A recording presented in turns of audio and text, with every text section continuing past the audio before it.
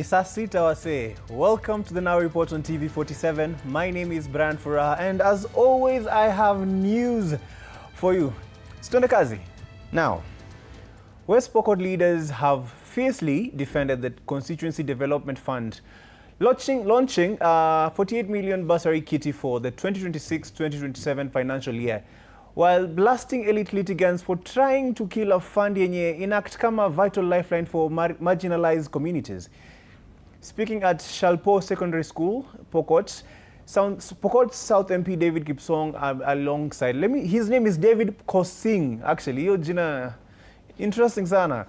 Alongside legislators William Kamket and Titus Lote declared that CDF will never be scrapped, noting that the wealthy critics mistakenly assume the rest of Kenya enjoys the same privileges as Nairobi. The massive financial cushion arrives at a desperate time for local families who reveal that a brutal, prolonged drought has completely wiped out their livestock and maize crops, leaving parents entirely penniless and pushing young girls towards early marriages. Armed with this multi-million shilling shield, the leaders waliambia school principals to stop sending students home for fees, proving that the fund remains the ultimate barrier against total educational collapse in the region.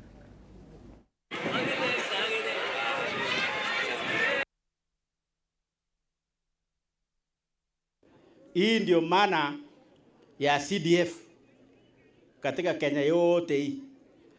Na mimi nataka niwaambie wale wakora, wale wanakaa Nairobi, wanasoma television, wanasoma WhatsApp, wanasoma social media na kwenda kotini na kupinga mambo ya CDF. Tangu niingie bunge 2013 mpaka saa hii, mimi naenda sasa miaka 15. Kila siku kuna wakora wanaenda kotini, wanapinga CDF, hawataki wapeane CDF. Mimi nataka niambie hawa leo wenye wanatuangalia, hapa si Nairobi. Ngawaje mimi ni bunge nakaa Nairobi ama naongea pale Nairobi, lakini naongea hapa Shalpo.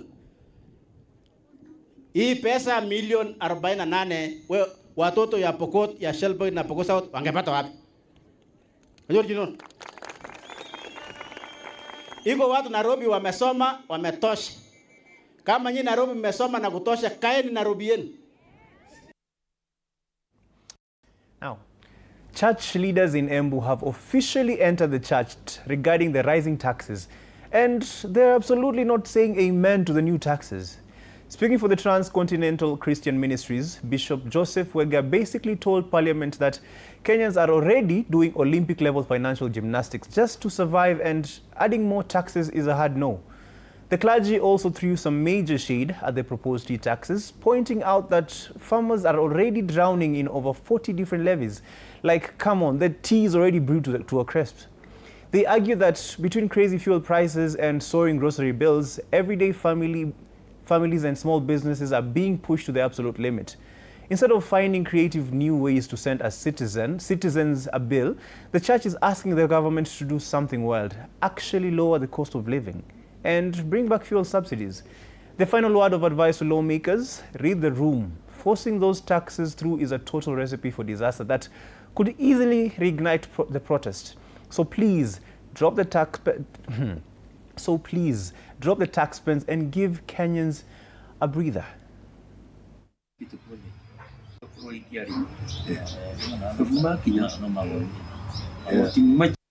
Tunasema ya kwamba mimi mwenyewe nikisema ninasema punda ibungusiwe misigo, kwa maana watu wamechoka na watu wamefinyiriwa. Ukiweka stima KRA, ukienda sokoni KRA.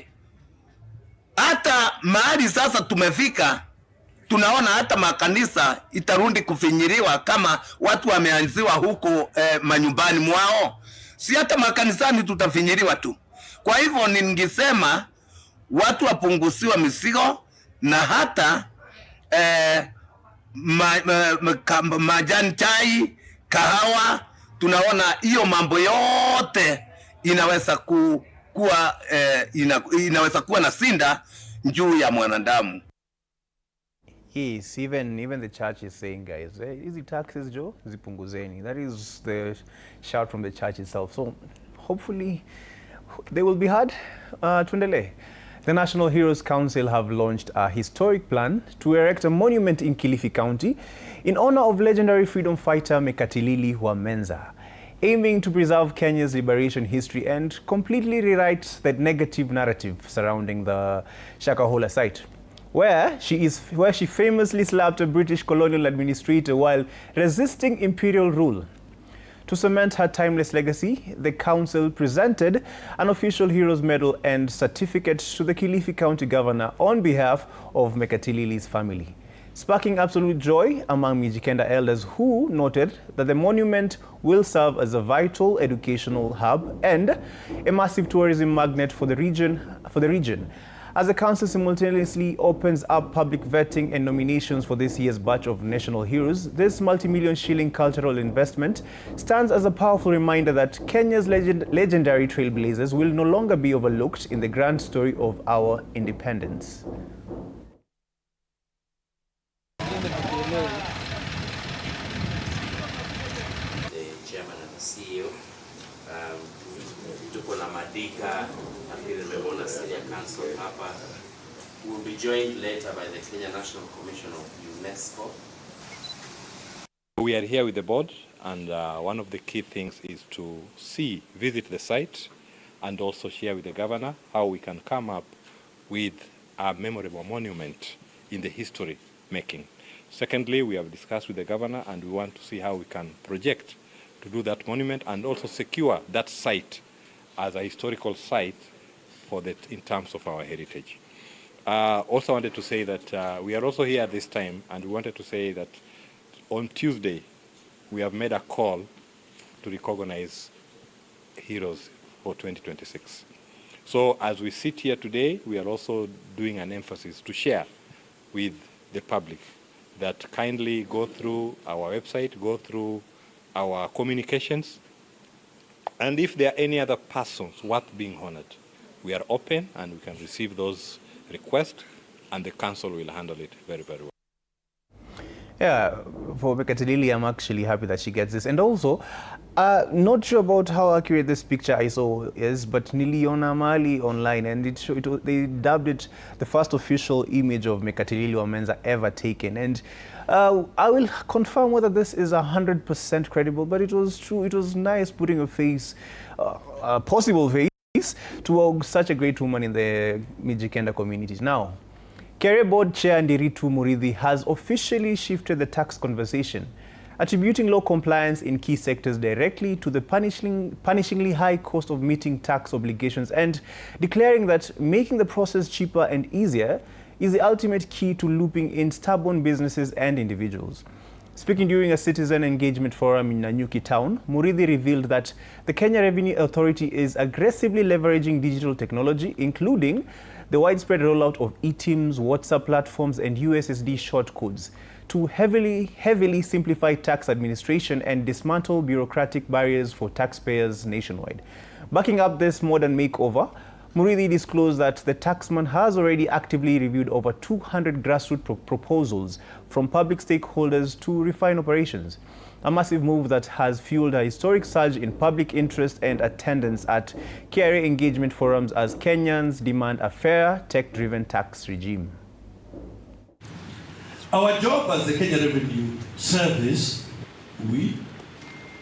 many sectors that have not previously been contributing have told us their biggest reason or hurdle is because of that cost of compliance. That if you make it easy for me to pay you, I will pay you. But if I have to incur more cost in order to pay, it becomes very difficult. And therefore, as we have been going around, what you have seen, discussions around, for example, the technology we use called eTIMS. And I remind you, eTIMS is not a new tax or new tax obligation. eTIMS is simply a technology that we use to make it easy for everybody. And citizens, our customers have appreciated this. They have appreciated the fact that now you can use WhatsApp, Shuru, in order to, and you have more than a dozen services there. They have appreciated that you can use USSD in order to meet your obligations. They have appreciated that you can go on the eCitizen portal and do the same. They have appreciated that we also have our own digital channels, KRA online and so on. And so we are very, very happy. It has been a wonderful engagement here at Nanyuki, very incisive, very deep questions.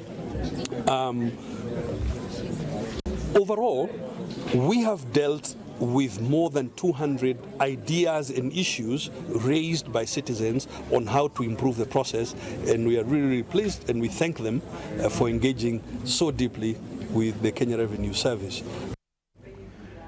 Angry residents of Itilal in Kajiado South, led by their area MP Samuel Parashina, have staged furious protests against the Kenya Wildlife Service over its controversial decision to erect a fence around Tsavo National Park, aggressively claiming that the barrier cuts off their livestock from critical grazing land and a vital water dam that has sustained the community for decades, warning KWS that the community will no longer bear the heavy burden of hosting wild animals outside the protected zones.